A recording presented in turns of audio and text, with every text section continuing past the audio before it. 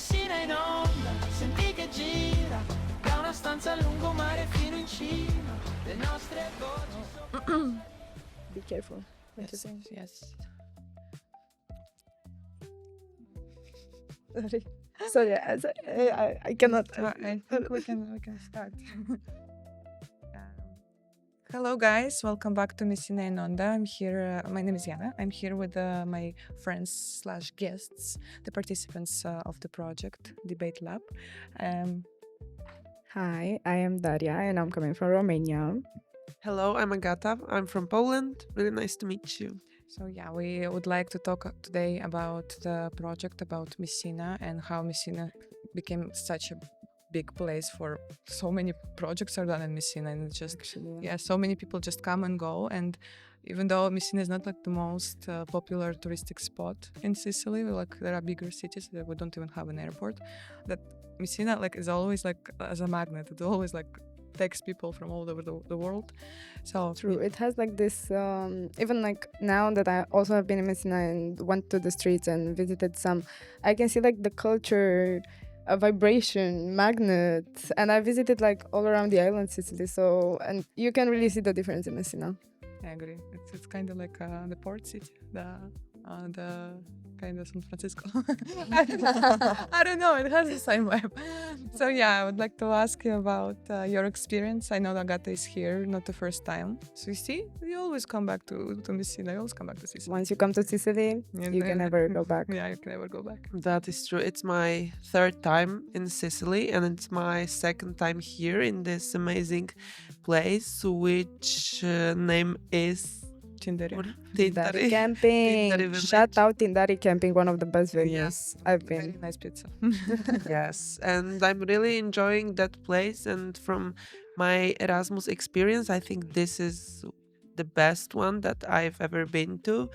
And according to the little camping we are having and the place we're sleeping in, but also we have beach like 1 minute from my little cute terrace, and Yes. here I'm sitting 1 minute from my little cute terrace. So yeah, really, really amazing place for having an Erasmus project. But from the point of view, I know that you're also a youth worker and facilitator, and there are some things that have to be included in order to have like a very like on a simple level, like I don't know, chairs, for example. And like, what do you think about this place from the point of view of organizing an activity? Yeah, firstly, really good chairs. We have a lot of chairs. Yes, you have a lot of participants. Chairs are needed. But yes, I'm organizing projects on my own, and looking for a good accommodation is one of the hardest part, I think, because you need to accommodate everything you put on the project in one place, and you need a lot of space. You need like the whole place to be Erasmus friendly, which is not that common. Usually in hotels, people are not really happy about having a whole bunch of people doing a lot of weird dancing, singing, theater, Karaoke. yes. So here we have a huge space, I would say, and not only one. Like here where we are sitting, we're having our activities, but we also have a place that have a roof. So yes, really, really good. But we also can have activities on the beach, which is amazing, and people loves it, and I love it as well. And what is also amazing about our little Tindari camping is people here, because usually when you look for the accommodation, you're looking for the accommodation, but people that are running that accommodation are really, really important for me, because if you have a good relationship with them, you can do much more things for your Erasmus. And here it's going amazing, and I feel like we are friends with the people here. So yes. Yeah, like everybody was so welcoming. And just so you know, let's talk about a bit what you need for in a venue or / accommodation to have an Erasmus project. Of course, you need chairs, like very good chairs that they have here. You need places for people to sleep. You need to have food provided by the accommodation, which you also have here. As she said, like places in order to have activities, places for the participants to, I don't know, chill outside activities. Like you need to also meet the needs of a person, like of a human being, besides meeting the needs for actually holding workshops. And also So you have to remember the needs of the project. Let's Yeah. talk about that. So the True. project is actually not a youth exchange. It is a training course, which is a slightly more advanced. So my question to you, like, what is the topic? What is the project about? And what did you learn? The project is about debate. It is my first time that I'm going into a project with this kind of subject, and I learned a bunch of stuff. Like I didn't think that we would do so much stuff. We will have so many like opportunities and like space to be creative and do something. Like I have such an amazing output and results from these projects because we have done debates. We have been through what it means to have a debate, what it means to participate in one, what it means to organize your own debate, how to be a speaker, how to be timekeeper, how to be chairman. Like we have been through all of these roles and done so much about it. We've been through like every, I don't know, side of it, angle of it. We've seen it from all points of view now. What do you think? For me, it's my first training course, and even if I'm a youth worker, yes, my first time, a little bit weird, but I'm really happy about how the training course looks like because I was coming here with high hopes for getting my knowledge, and I met my hopes because we got a, like you said, a bunch of knowledge, and now I can use it in my youth work, what is amazing. And we were not just debating, but we were going into debates from so many different angles and point of views, and the fact that we were able to create our own debates and our own tool for debating, I love that because yes, now I will go to my projects and I will use that tools for my own activities, and this is also the purpose of a training course, to give youth workers a tool for their work. So it was amazing to see ideas from other people because sometimes I'm in my bubble of being youth worker and I have my own ideas, but they are kind of similar, and at some point I'm always ending up in the same place. And here, for example, Daria told me about her amazing debating new idea, and now I'm like, oh my god, I'm so excited to use it on my own, on my people, to show it to them, to see how they will react, what do they think. So yes, I'm sorry to interrupt, but I was actually so surprised that debating could be fun because at the beginning we have to like go through the traditional models and like traditional topics, traditional judges, timekeepers, everything. But then I got introduced to this like a concept of you can explain because it's her baby, her creation. Yes, it is. So we are talking here about the type of debate, which is a very non-formal, very interactive and creative one. It gives like a lot of space and safe place, especially for beginners. So the model works like this. We have the participants, they all sit in a circle. And then we have two speakers, we have two chairs. And we have different topics. We have statements like tomato is a fruit, or topics like, I don't know, sparkling water is the worst water. You should only have still water. I liked the one that was it should be illegal not to wear deodorant or something. Yes, it was like wearing deodorant should be mandatory. Like, have all of this, maybe also like more serious subjects, but maybe a little bit more controversy. I love controversy because it makes the people actually want to say their opinion, because you feel the need and you're like, no, that's not right. Like they really get into it. So going back to the model, we have the two chairs and the people are sitting on the chairs, picking up like the topics. We have it like in a ball, and they pick up from the ball, they read the statement, and then they start speaking about it. The other persons that are sitting in a circle around them they only can listen. That's it. They cannot intervene, they cannot ask questions, they cannot, like, just total silence. Leave the two persons to say their own opinions, listen to each other, and if you have something to say, if you want to intervene at any point, you just get up, you tap the person on the shoulder, they get up, and you stay there and continue the conversation, and like it stops immediately. And I feel like this is so gives this safe space. Like if you want to do it, you do it. If you don't, you don't do it. But you are there to listen. You can take into consideration the opinions.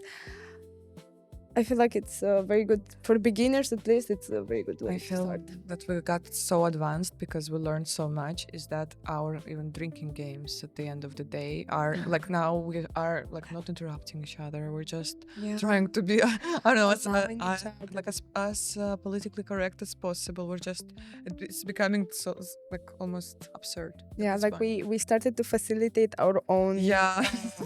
free time. Yes. Our own free time. We started doing Yes. workshop and facilitate them. It's Yes, crazy. and then like timekeepers, Yeah. judges, but Yeah. then we reflect on that because as it should How be. do you feel? What do you think? We ask each other all the time. I feel like this project, all the time we were asking each other, how do you feel? How are you? And I think And- it's so. I'm sorry. I think it's so funny for Agata because the last time she was here, the Yeah. project was a youth exchange, and it was about feelings and how to make peace. And here we don't want peace; we want problems always. We want to argue. We want to argue. Yes, like we are having a normal conversation, and every single time when something appears and we are not agreeing with each other, it's like, okay, let's debate. Wait, Yeah, let's debate. Yeah. Let's debate on it. You wanted to say? Something before? You had an idea? I I don't remember. I can give you an idea. We also had a small trip to Messina to facilitate our debating lab. Just wanted to ask you what are like how do you feel again about feelings about reflections? You see what debates are doing with us. This is scary, guys. I wanted to ask you about the local people because we met like 100, maybe 100 plus people that we actually spoke to, and we were like kind of sitting at the same tables with. How do you feel about Messina people? Messina, Sicily people, it was really nice, firstly, to be kind of like forced to talk with them, because probably even if I'm really social, open person, it's not my usual thing to do, to go to the street and talk with random people, ask them questions and so on. But here we did that. And what was surprising for me, that Messina people told me life here in Sicily is amazing and we don't have any problems, because we were actually looking for people problems, so then we can have our knowledge what should we debate on more. Because actually here on that project, I'm sorry, I will go a little bit out of the Messina thing, but here in this project I realized that maybe debating is not only tool for, okay, let's make a conference, let's debate this or that, but it should be a tool for our daily life. So this is what we are doing here now. We're facilitating our own conversations, and I think everybody should go to a training course about debate, so then we can facilitate our own Slay. daily conversations, because it's so much easier, and it's like, giving you the whole bunch of possibilities how to debate it and how to not get into arguments. So then in the evening we're going to our rooms and we can have a normal sleep, because we are not crying, we're not angry, because it was not an argument, it was a debate. Yeah, I think that I think all of us have lots of experience in like going to projects and participating, and the one thing that I have realized here is there was no drama, like no actual fighting. We were not actually fighting. Yeah, Because It never usually it became happens. personal. Yeah. Everything becomes personal usually. You're like a bunch of people, a lot of stuff happen, like you are together every day, all day for a week, fully week. So usually there's always fighting and people like, fighting each other. But here we were just, okay, we debated and then, that's it. Yes, here our gossip box is empty. Yes. You know what? First time. I also thought it was surprising because like I see those people like every day on the project, and I know your humor. I know how sarcastic you can be, but also because you're exposed to the public speaking and like to this like it's actually kinda very pressuring situation because you have to think fast, you have to respond, you have to be like with good English skills. Now we will have a problem with that, but because of people getting exposed to those moments when they were facilitating the project, they were so tender to people around them. They were like the angels. I never met those angels because they were like, no, it's fine, it's okay, we will help you. They were so kind to people because people were also stressed. Yeah. And I just didn't expect how soft you can get when you're debating. Mhm. And I saw that with my eyes, I swear. Yeah, but going back to Messina, because that's what we actually started talking about. Yes. Shout out to Messina. Yes, as we said before, we met like over 100 people yesterday, and we saw the city, and I was shocked. My first time in Messina, it was amazing. Like I can't wait to come back. And on yesterday, I also had a conversation with another colleague of ours here, that I am actually considering moving to Sicily. Like I don't I don't want to Messina, maybe, yeah, for sure. Because for me, I love my country, I love where I'm staying, and I never found a place that I could actually move there. Like I really like traveling, I really loved other places, but never considered moving there. But here, everything is like so nice. We were going by bus through the whole city, and one of our colleagues, probably you know him because it's Amin and he's the other podcast Co-host, owner, co-host, yes. And he was explaining to us, oh, here we have this library, here we have the university. And I was looking around, I'm like, wait, this is how university looks in Messina? Wait, you have this, you have that. And I was so shocked because it is my second time in Messina, and my first time was just like, a little bit of time in the city center, and then I came here. But this time we had a little bit more time in Messina, and I had my local little guide who was doing me a bus tour completely for free. And I was so shocked how many cool places you have there, and I'm like, okay. It's a city. It's a very, very big and beautiful city. But we can speak about it for a long time, and I think we should kind of finalize it. So I'm really grateful for you joining me for this conversation. It was truly beautiful. Thank you so much for inviting us. Thank you for having us, and thank you for listening. Bye bye.